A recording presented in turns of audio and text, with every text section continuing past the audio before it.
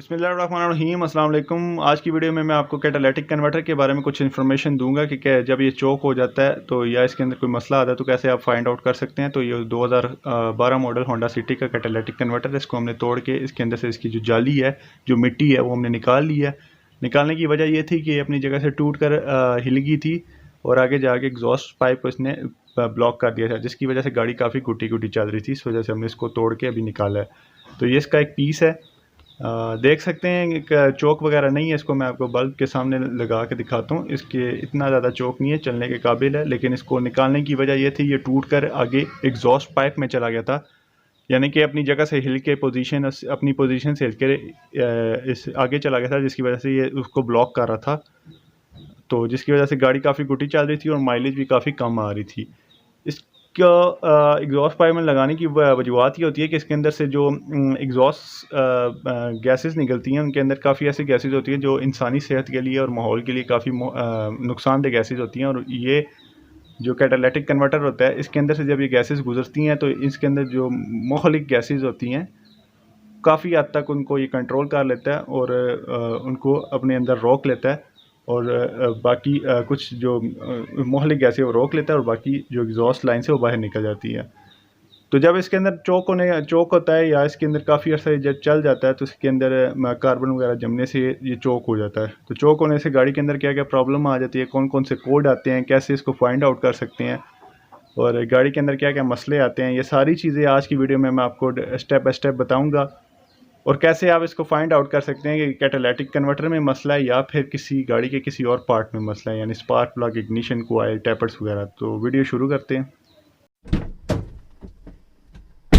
तो सबसे पहले हम बात करते हैं कि कैटालिटिक कन्वर्टर क्या ब्लॉक हो चुका है किसी वजह से, तो गाड़ी के अंदर क्या क्या मसाइल आ सकते हैं। तो सबसे पहले इंजन मिस फायर नंबर 1 पर, क्योंकि जब इंजन के अंदर से जो एग्जॉस्ट गैसेज है प्रॉपर अपनी रवानगी से बाहर नहीं निकल पाएंगी, इंजन को बैक प्रेशर मिलेगा, तो इस वजह से इंजन के अंदर मिस फायर आएगा। नंबर 2 पे गाड़ी के अंदर जो कैटालिटिक कन्वर्टर ब्लॉक होने की वजह जो सबसे बेसिक जो निशानी है कैटालिटिक कन्वर्टर चोक होने की, वो ये है कि इंजन जो पावर है वो काफ़ी लॉस है। यानी कि आप जब इंजन को एक्सेलरेट करेंगे तो पावर की काफ़ी कमी महसूस होगी, गाड़ी काफ़ी गुटी गुटी आपको महसूस होगी। नंबर 3 में इसकी वजह से जो फ्यूल एवरेज है उस पर अच्छा खासा असर पड़ेगा, क्योंकि इंजन काफ़ी ज़्यादा लोड लेगा और काफ़ी ज़्यादा फ्यूल एवरेज वो काफ़ी ज़्यादा कम हो जाएगी। नंबर 4 पर स्टार्टिंग प्रॉब्लम, इसी तरह जब एग्जॉस्ट लाइन प्रॉपर एग्जॉस्ट बाहर नहीं निकल पाएगा तो स्टार्टिंग काफ़ी ज़्यादा प्रॉब्लम आएगी स्टार्टिंग में।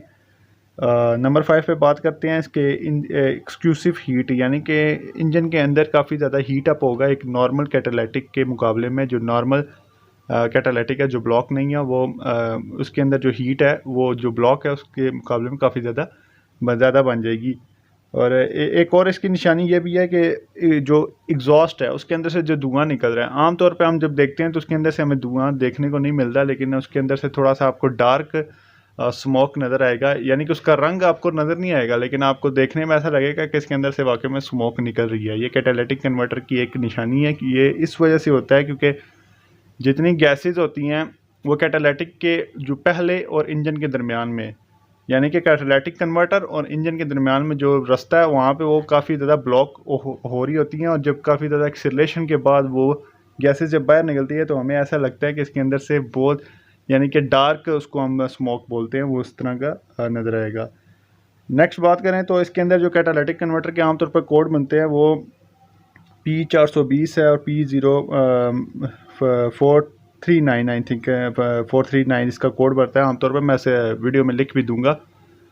तो ये दो जो कोड आमतौर पर आते हैं, ये कैटालिटिक कन्वर्टर जब मसला हो तो इस वजह से इसके अंदर ये कोड बनते हैं।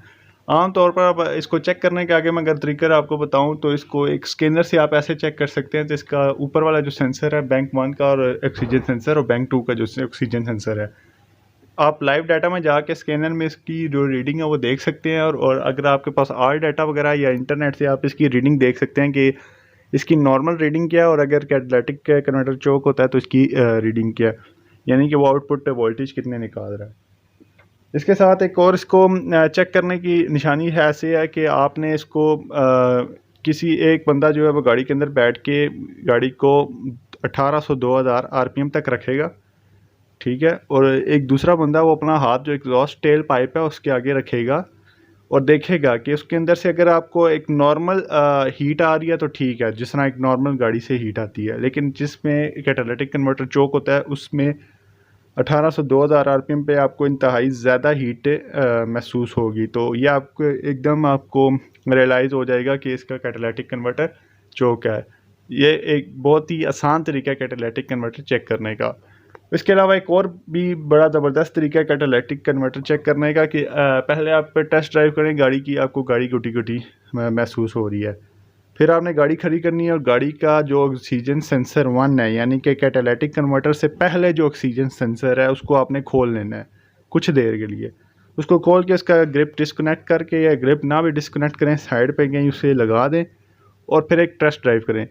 अगर आपको गाड़ी में फ़र्क नज़र आ रहा है, यानी कि गाड़ी के अंदर पहले से बेहतरी आ गई है, तो ये आप समझ जाएंगे कैटालिटिक कन्वर्टर ही चोक है। क्यों? क्योंकि उसको जो कैटालिटिक कन्वर्टर से जो उसने गैसेस बाहर निकलनी है वो उसकी गैसेस का रास्ता उसको ऑक्सीजन सेंसर वाली जगह से मिल जाएगा।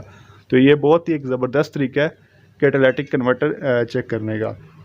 तो अब मैं आपको बताता हूँ कि कैटालिटिक कन्वर्टर अगर ब्लॉक हो जाता है तो उसको मैं उसका ट्रीटमेंट क्या क्या है। तो एक तो नंबर 1 पे एक ट्रीटमेंट है जो मशीन के ज़रिए होता है, जो एग्जॉस्ट पाइप में उसका केमिकल डाल के और उसको उसके जो पाइप से सक करते हैं उसके अंदर से जो सारा जो कार्बन है वो निकल आता है। वो तो ट्रीटमेंट वो आपको हर जगह आसानी से अवेलेबल भी नहीं होगा, खासकर पाकिस्तान के अंदर। सेकंड एक लिक्वी मोली का और कुछ और ब्रांड्स का क्लीनर आता है जो कैटालिटिक कन्वर्टर का सफाई के लिए स्पेशल उसका क्लीनर बना होता है, लेकिन आम तौर पर उसको लोग यूज़ नहीं करते क्योंकि वो थोड़ा सा एक्सपेंसिव होता है। और लास्ट में मैं आपको बताता हूँ कि तेज़ाब के ज़रिए इसको कैसे साफ़ किया जाता है। तो ये कैटालिटिक कन्वर्टर कंप्लीट खुला हुआ है, 2012 GLI है उसका एक कंप्लीट कैटालिटिक कन्वर्टर खुला हुआ है। और इसके अंदर आप देख सकते हैं कितने ज़्यादा इसके जो खाने हैं वो बंद हो चुके हैं जो कार्बन की वजह से, जिसकी वजह से ये गाड़ी गुटी गुटी चल रही थी। लेकिन अगर तेज़ाब के ज़रिए साफ़ हो सकता है तो फिर इतने महंगे क्लीनर बनाने का मकसद क्या है?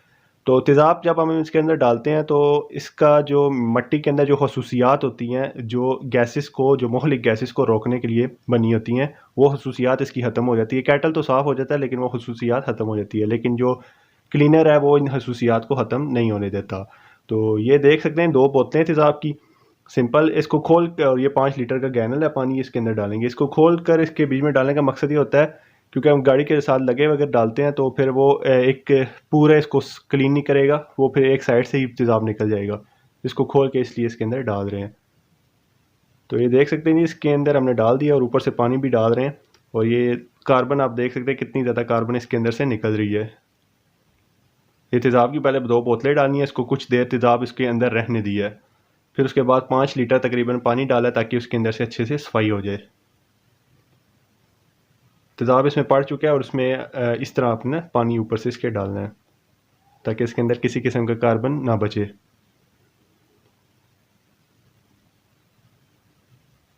ऑक्सीजन सेंसर आपने याद रखना है, इसको खोल लेना है क्योंकि तेज़ाब की वजह से वो डैमेज हो सकता है। ऑक्सीजन सेंसर कभी भी इसके साथ लगे हुए आपने तेज़ाब नहीं डालना। इसके अंदर आपने तेज़ाब डाल के थोड़ी देर से 3-4 मिनट रहने देना है और इसको अच्छे से हिलाना है। फिर उसके बाद इसके ऊपर से आपने पानी डाल लेना है, 3-4 लीटर पानी डालें ताकि इसके अंदर से जितनी भी तेज़ाबियत वगैरह कार्बन है वो सारी निकल जाए।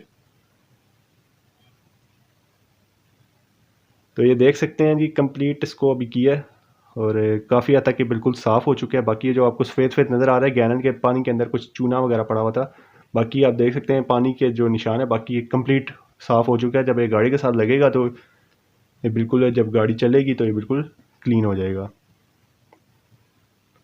तेज़ाब से अच्छा साफ़ हो जाता है, लेकिन मैंने जैसे कि आपको बताया इसकी जो मिट्टी की खसूसियात है वो इसकी ख़त्म कर देता है और अगर बहुत ज़्यादा तेज़ाब यूज़ करें तो ये डैमेज भी हो जाती है मिट्टी।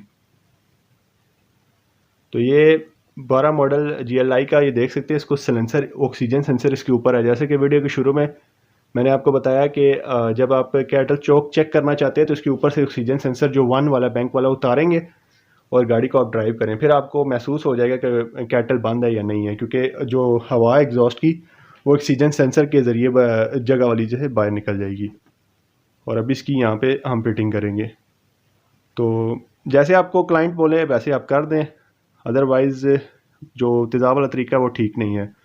तो वीडियो अच्छी लगी है, वीडियो को लाइक करें, चैनल को सब्सक्राइब करें। मुझे दे अगली वीडियो तक के लिए इजाज़त, अल्लाह हाफिज़।